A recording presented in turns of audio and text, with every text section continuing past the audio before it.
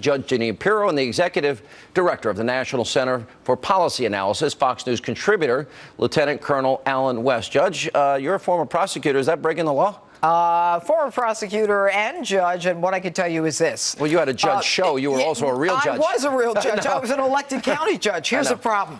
When you've got a detainer and the locals are releasing someone, although the feds have a detainer there, the issue is whether or not the feds can force the locals to do their job. The answer is very simple. They can't.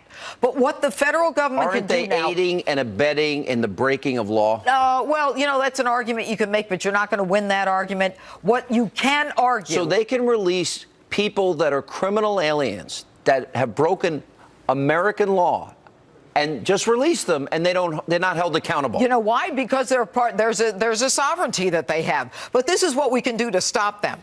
They have to give us the information. They can say, we're not going to give you information. We're sovereign.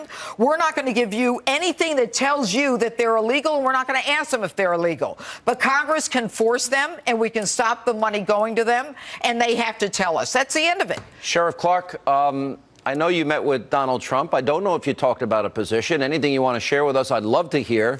But maybe Sheriff Clarke put him in charge of ICE, and I can see a lot of good things happening. I don't think you'd let this go uncontested.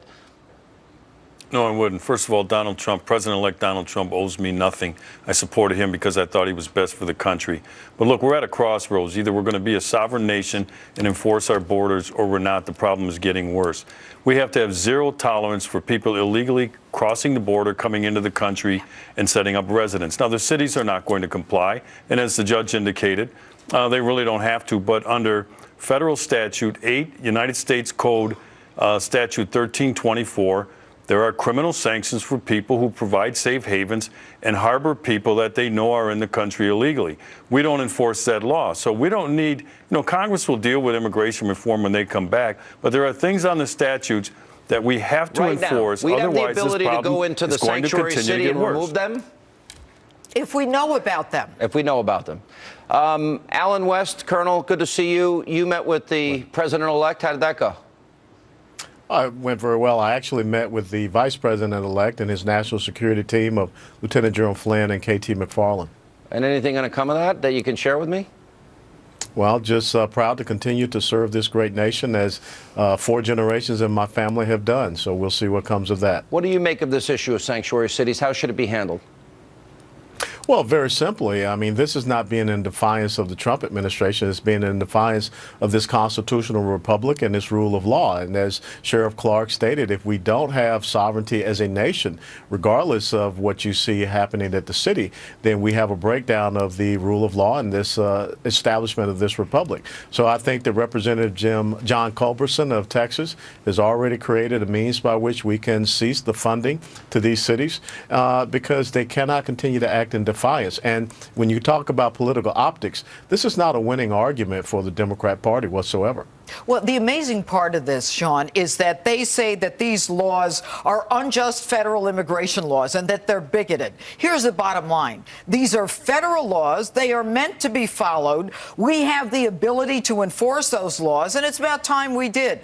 President-elect Trump will do that. Obama did not. He protected them. Rahm Emanuel has protected them. And Rahm Emanuel right now is running one of the most violent cities in the country. I would like to know if the president-elect said, hey, what are you going to do to stop innocent people from getting shot every day in your city? And so what we've got to do when we look at national security in this country, we have to try to understand who these immigrants are, who we're protecting, and are these refugees now part of the problem in this country? Sheriff?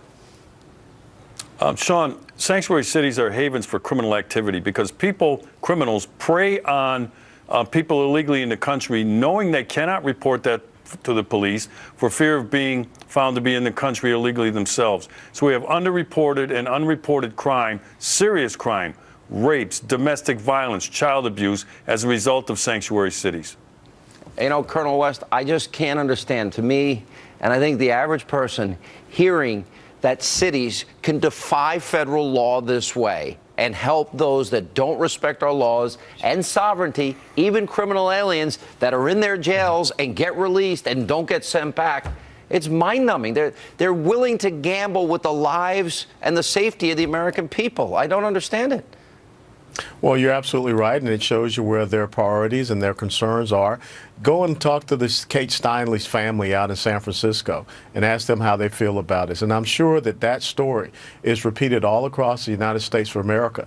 And when you look at the Democrat Party, it is actually, as Representative Tim Ryan said, it is now becoming a party of coastal urban elites, and they do not understand that the American people want to be safe and secure.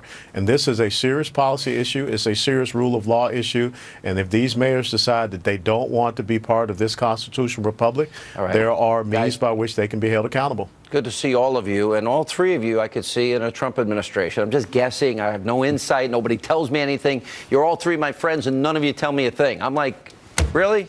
That's how deep our friendship is? And look, You you're all probably quiet. know more than we do. All right, coming up, we need your help. A very important question of the day straight ahead. Stay with us.